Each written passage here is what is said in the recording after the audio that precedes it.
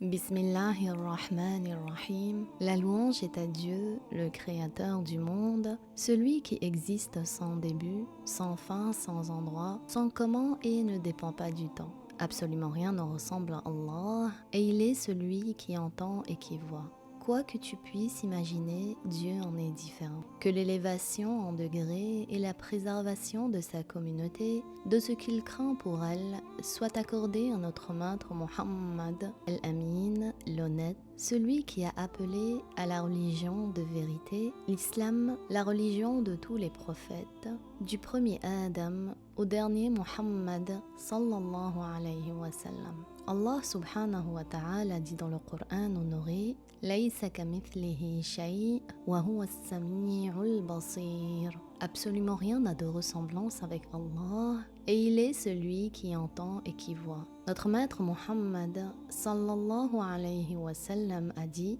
Kana Allahu wa lam yakun shay'un ghayruhu. Allah est de toute éternité et rien d'autre que lui n'est de toute éternité.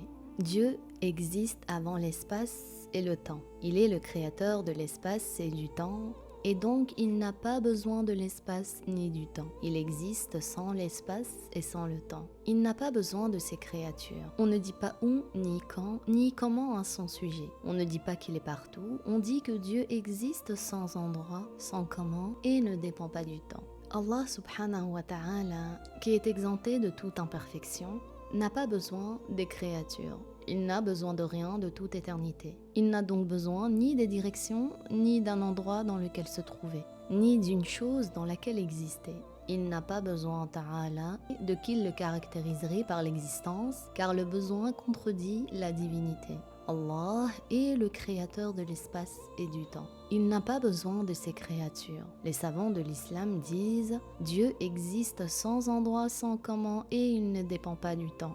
Allah subhanahu wa ta'ala est le Seigneur qui fait entrer en existence ce monde dans sa totalité. L'univers entier a besoin de Allah ta'ala, car c'est lui qui le maintient en existence. Sa parole ta'ala est suffisante pour exempter Allah azza wa jal de l'endroit, de l'espace et de la direction. Allah Ta'ala dit dans le Coran: Laysa kamithlihi shay'. Rien n'est tel que lui. Si Allah Ta'ala était dans un endroit ou une direction, il aurait des semblables et des dimensions, une longueur, une largeur et une profondeur. Or, celui qui est ainsi est entré en existence. Il est créé, limité, ayant besoin de qui l'a limité selon cette longueur et cette profondeur. L'imam Ali, que Dieu l'agrée, a dit: Allah existe de toute éternité, alors qu'aucun endroit n'est de toute éternité.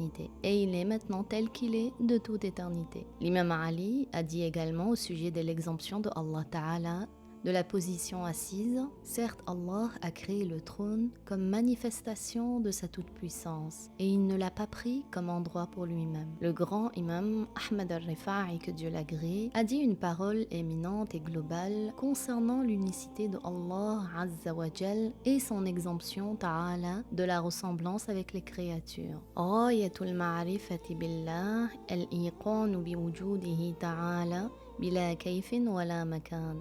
L'extrême limite de la connaissance que l'on peut avoir de Allah, c'est d'avoir la certitude de son existence ta'ala, sans comment et sans endroit. Cette parole comporte des sens éminents à propos de l'unicité et de la croyance. Elle signifie que la connaissance que nous avons de Allah Ta'ala a lieu par la croyance ferme dans le cœur que Allah Tabaraka wa Ta'ala existe sans aucun doute et que son existence n'a pas de commencement et n'a pas de fin. Il existe de toute éternité, il ne s'anéantit pas et il ne meurt pas. Il est celui qui fait entrer en existence par sa puissance tout cet univers, avec ses parties supérieures et inférieures, le trône, le piédestal, les cieux et la terre, ce qu'ils contiennent et tout ce qui se trouve entre eux. Cette parole signifie aussi que Allah subhanahu wa ta'ala existe sans comment et sans endroit. Allah Ta'ala est le créateur de toutes les créatures et il est impossible selon la raison que le créateur des créatures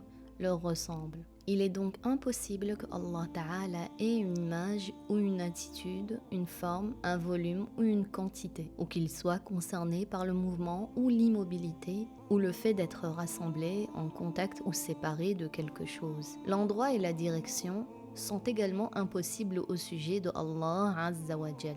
Car ce qui est dans un endroit est un corps qui a des limites, une étendue et des dimensions, et qui a donc besoin de qui l'a caractérisé selon ce volume, cette quantité et ses limites. C'est pour cela qu'il n'est pas permis de croire que Allah tabaraka wa ta'ala a des limites et une surface. L'imam Ali, que Allah l'agrée, a dit « Celui qui prétend que notre Seigneur est limité n'a pas connu le Créateur, celui qui mérite d'être adoré. » L'imam Abu Hanifa, que Dieu l'agrée, dans son livre Al-Fiqh al-Absat, a dit à propos de la négation de l'endroit et de la direction au sujet de Allah Azza wa Jal, Allah est de toute éternité alors qu'aucun endroit n'est de toute éternité. Allah existe de toute éternité avant la création des créatures. Il est de toute éternité alors que l'endroit et les créatures ne sont pas de toute éternité. Et il est le créateur de toutes choses. Le grand imam Abu Sulayman al-Khattabi, que Allah l'agrée, a dit « Ce qu'il est un devoir de savoir pour nous et pour tout musulman, c'est que notre Seigneur n'est pas concerné par l'image ou l'attitude. L'image implique le comment, alors que Allah et ses attributs sont sans comment. » L'imam Ahmad ibn Hanbal a dit « Mahma tasawwarta bi balika, Allahu bi khilafi dhalik. » Quoi que tu puisses imaginer, Allah en est différent. Il est impossible d'imaginer le Créateur car il ne ressemble pas aux créatures. Dieu a créé toutes choses. Il a créé les créatures et il n'en a pas besoin. Dieu a créé le ciel. Il n'a pas besoin du ciel. Il existe avant le ciel, sans le ciel. Et après qu'il a créé le ciel, il ne change pas. Il existe sans le ciel. Dieu a créé le trône, il n'a pas besoin du trône. Il existe avant le trône, sans le trône, et après qu'il a créé le trône, il ne change pas. Il existe sans le trône.